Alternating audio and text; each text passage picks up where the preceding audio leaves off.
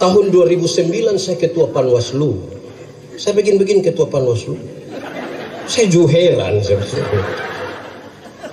Datang 1-2 caleg, mereka bilang ke saya, Pak Pendeta, yo, kira-kira saya bisa jadi anggota dewan kok tidak? Saya bilang, ya macam Bapak begini tidak bisa. Aku Pendeta yakin sekali. Oh, saya yakin. Kenapa? Bapak ini minta tolong jadi penatua diaken di gereja yang hanya urus 20 kakak. Bapak tidak mau.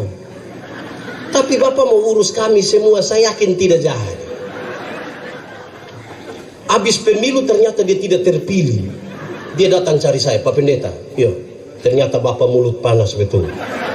Saya bilang ini bukan soal mulut panas. Anda yang tidak terbiasa setia pada perkara-perkara yang kecil.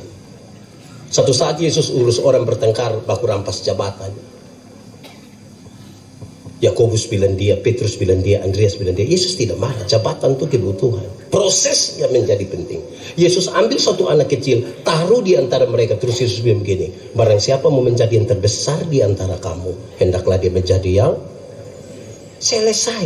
Tidak pakai pendekatan dengan sekda. Tidak pakai bawa ayam.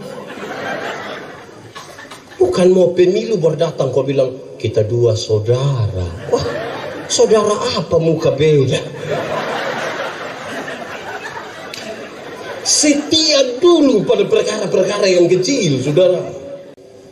Saya mau tanya saudara, boleh jawab. Kalau dapat uang 1 miliar ini hari, kira-kira buat apa? Dapat uang 1 miliar, kira-kira buat apa? Kasih orang susah kok tidak?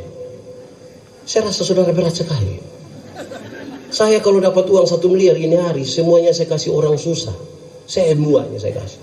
Nanti pendeta dapat apa? Nanti baru menghayal lah ya.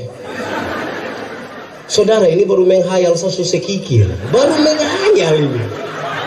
Uang belum ada ini.